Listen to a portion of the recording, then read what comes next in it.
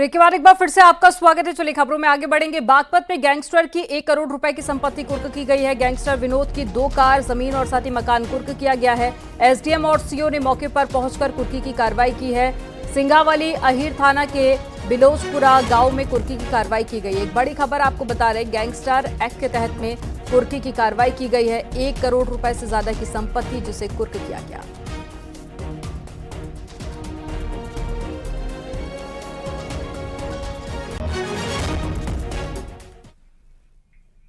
और प्रयागराज में एक अजीबोगरीब मामला सामने आया है। यहां पर डॉक्टरों ने नाजरेत अस्पताल में भर्ती एक मरीज की नाक से जीवित जोंक निकाला है और डॉक्टरों के मुताबिक नाक के अंदर जोंक का मिलना काफी हैरानी की बात है। जोंक मरीज की नाक में छिपा हुआ था और खून चूस रहा था। बताया जा रहा है कि वो 2 हफ्ते पहले उत्तराखंड के एक वाटरफॉल के रुके हुए पानी में नहाया था, जिससे कि उसकी नाक के अंदर जोंक चला गया।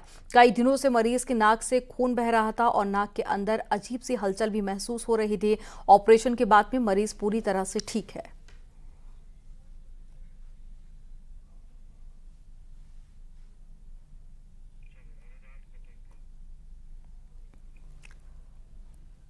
और छत्तीसगढ़ में बीजापुर सुकमा बॉर्डर पर नक्सलियों के हमले में शहीद हुए कानपुर के शैलेंद्र के परिजनों को मदद मिली है।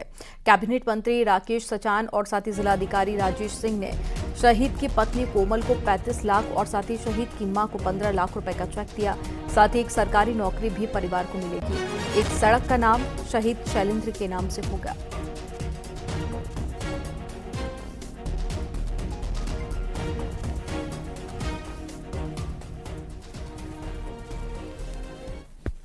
माँ को 15 लाख दिए गए हैं, 35 लाख रुपए उनकी पत्नी को और एक परिवार के व्यक्ति को नौकरी सरकारी दी जाएगी योग्यता के अनुसार। और सड़क का नामकरण किया जाएगा जो हमारे शहीद शैलेंद्र जी जिनका निधन हुआ है। और पूरी तरह से सरकार ने गहरा दुख व्यक्त किया। मुख्यमंत्री जी ने पूरी तरह से दुखी परिवार के साथ सरकार साथ खड़ी है।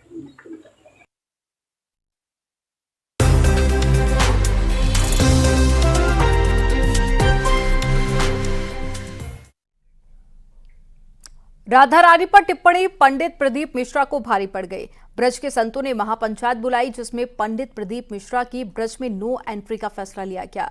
ब्रज के किसी मंदिर में पंडित प्रदीप मिश्रा के जाने पर रोक लगा दी गई है। क्या है ये पूरा मामला, एक रिपोर्ट में आपको दिखाते हैं।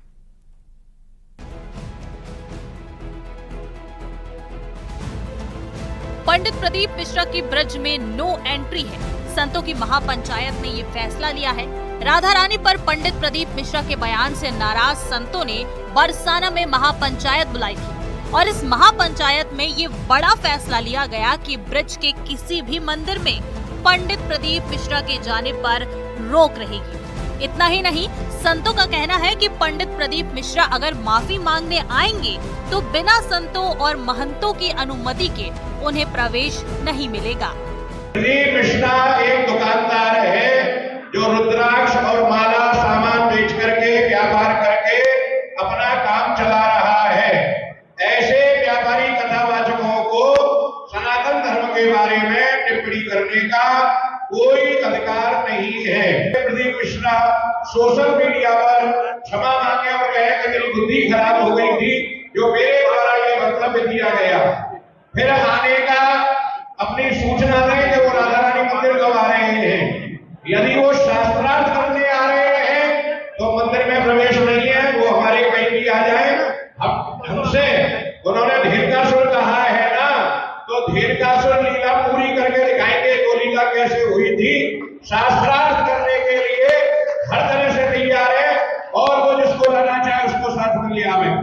यदि वो क्षमा मांगने आवे तो श्री लालजी जी के मंदिर में आवे और कहे मेरी बुद्धि खराब हो गई, मति मारी गई थी, उसे क्षमा कर दिया जाएगा। और यदि वो अपने अभिमान पर टिका है तो उस आंदोलन के लिए जो कुछ करना पड़े हम करेंगे। पंडित प्रदीप मिश्रा ने पिछले दिनों राधा रानी पर टिप्पणी की थी, जिसके बाद उन्हें प्रेमानंद जी महाराज ने भी खरी खोटी सुनाई थी। लेकिन बाद में मंत्री कैलाश विजयवर्गीय की पहल पर दोनों के बीच सुलह हो गई। उनसे सुलह होने के बाद लगा कि मामला सुलझ गया। लेकिन यहाँ तो बात और बिगड़ती नजर आ रही है। प्रेमानंद जी महाराज ने भले ही पंडित प्रदीप मिश्रा को माफ कर दिया हो, लेकिन ब्रज के संतों ने माफी नहीं दी है। इन्होंने तो पंडित प्रदीप मिश्रा को सजा देने की ठान ली है और अब महापंचायत में संतों ने ये फैसला लिया है कि पंडित प्रदीप मिश्रा के ब्रज में आने पर ही रोक लगा दी है। ब्रज के संतों ने पंडित प्रदीप मिश्रा के खिलाफ बड़ा फैसला लिया है और अब कथावाचक पंडित प्रदीप मिश्रा के खिलाफ गुरु सांदीपनी के वंशज रूपम व्यास भी कूद पड़े हैं। उन्होंने पंडित प्रदीप मिश्रा से नाक रगड़कर माफी की मांग की है। उन्होंने कहा कि अगर वो मथुरा जाकर प्रेमानंद महाराज जी से माफी नहीं मांगते हैं तो वो कोर्ट जाएंगे। व्यासपीठ का जो अपमान उनके द्वारा किया जा रहा है, नाक रगड़ रगड़ के उनको 84 कोस की यात्रा करना चाहिए, क्षमा प्रार्थी और माननीय पूज्य प्रेमानंद जी महाराज के उनको चरणों में गिरना चाहिए और उनके क्षमा को मांगना चाहिए ताकि उनसे ये अपराध जो हुआ है वो भविष्य में कोई नहीं करे। राधा रानी पर बयान देकर पंडित प्रदीप मिश्रा घिर गए हैं। उनके बयान को लेकर संतों में नाराजगी है। ब्रज के संत तो उनके बयान से इस कदर नाराज हैं कि उन्होंने पंडित प्रदीप मिश्रा के ब्रज में आने पर ही रोक लगा दी है। धर्माचार्यों ने उन्हें शास्त्रार्थ की भी चुनौती दी है। Bureau report, news 18।